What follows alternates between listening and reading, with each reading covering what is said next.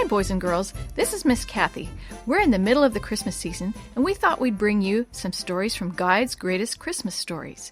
After the Christmas season, we'll be returning to our regularly scheduled shoebox mystery books.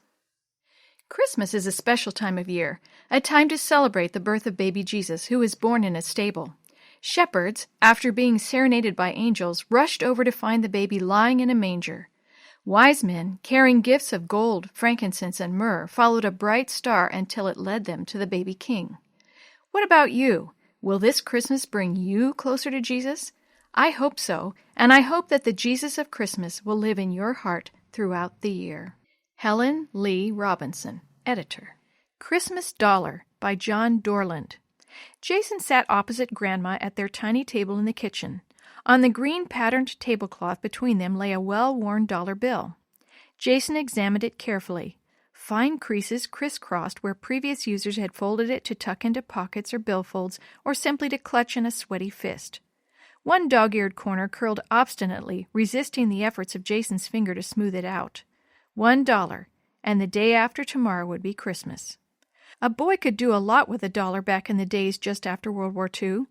Jason knew there would be a present for him. He had a suspicion that Grandma's knitting needles had been busy on a new cap, muffler, and mittens that would make his pre-dawn paper route that much more endurable in New England winter weather. But now visions of candy canes and model planes and other things dear to a 14-year-old heart drifted through his mind. Jason pulled himself up abruptly. In their house, money could be used only for essentials, even at Christmas. Half of Grandma's $50 a month pension went for the rent for their tiny apartment over Epstein's clothing store, new and used. Old Mr. Epstein had the reputation of being the stingiest man in town, but Jason knew how false that was. He knew how often Mr. Epstein had given Grandma more time to pay the rent, had found odd jobs for Jason, and had passed on usable clothing for him that could very well have gone on the store rack. Even now he could almost hear Mr. Epstein's dry, high-pitched voice advising him. "You mind your Grandma, Jason. She's a good woman. She's worked hard for what little she has, and it's a real sacrifice for her to take in a big growing boy like you to help your mother out. You help her all you can." So Jason did all he could to help. He turned over to Grandma most of the earnings from his paper route and his evening job of packing grocery bags in the supermarket. For the past 2 months, he had even denied himself the occasional penny or two he kept for a bit of candy, and had saved up enough for the little bottle of perfume that lay brightly wrapped at the back of his drawer. Grandma just had to have a Christmas present. Now Jason looked from the dollar to Grandma and back again. "Well, Jason," said Grandma as the lines of her face relaxed a little, "what shall we do with the $1? We've paid the rent. You will have a present, and we'll have pie for dessert on Christmas Day. Now we have just $1 left." "You say, Grandma," Jason replied. "You have to scrimp and save and go without so much of the time, and you always manage to feed us and find clothes for me.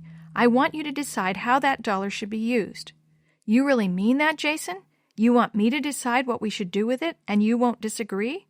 "Of course not, Grandma. That's what I just said. You decide." "All right then, Jason. We'll use it for a thank offering and put it in the plate at church tomorrow."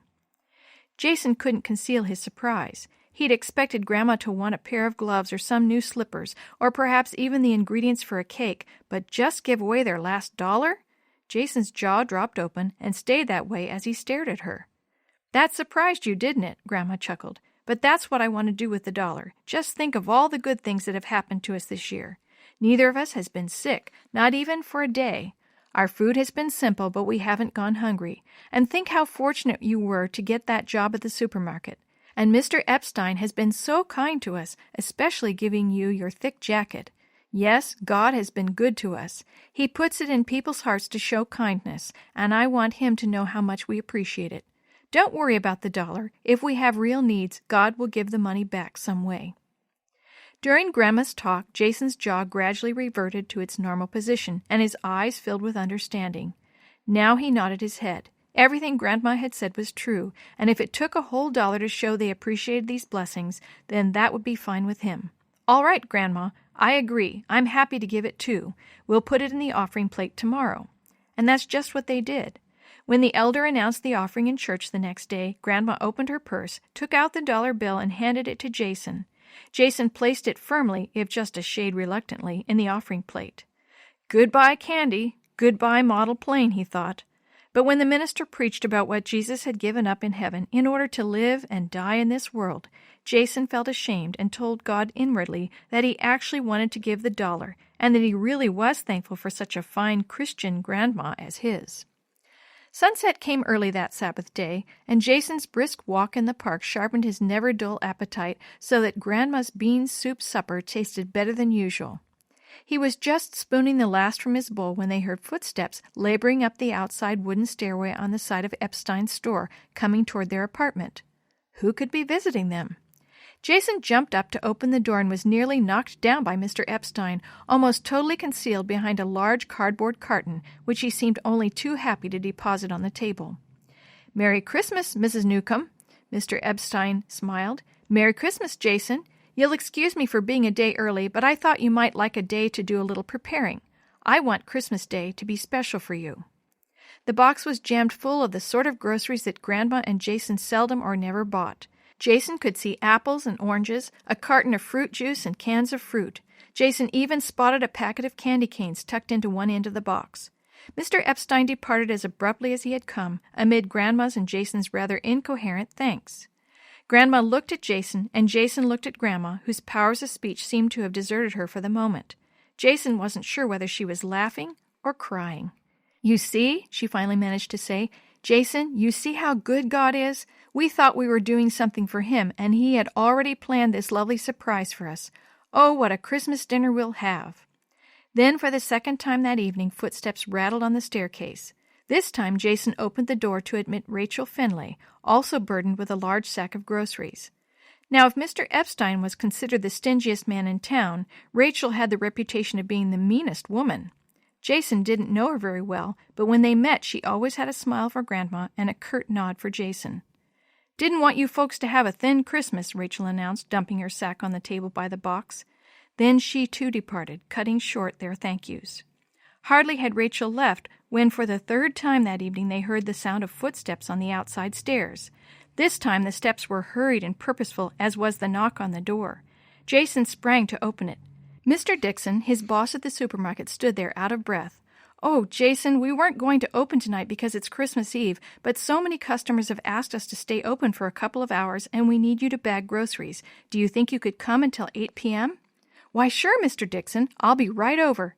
Jason grinned at Grandma. "Well, now there will be $2 to replace the one we gave away."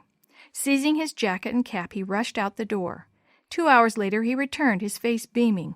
"Grandma, those people were so generous. They really appreciated my willingness to come out on Christmas Eve. Here's what I earned, plus tips for carrying bags to cars."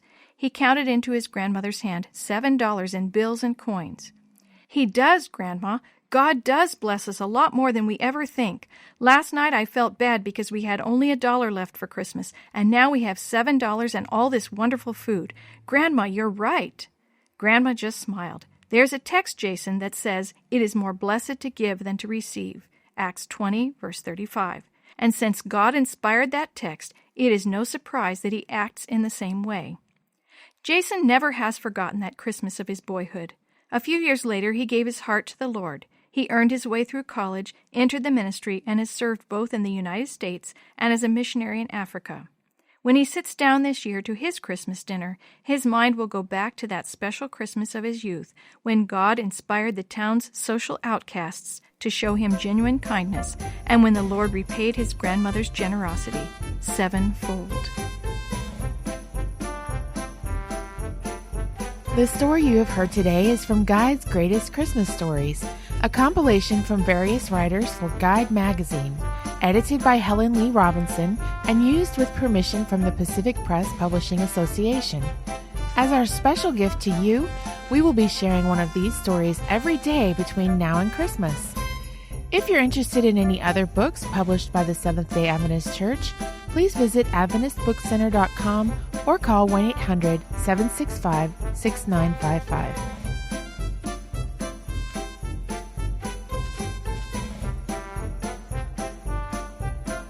This podcast is a production of the Carolina Conference of the Seventh-day Adventist Church.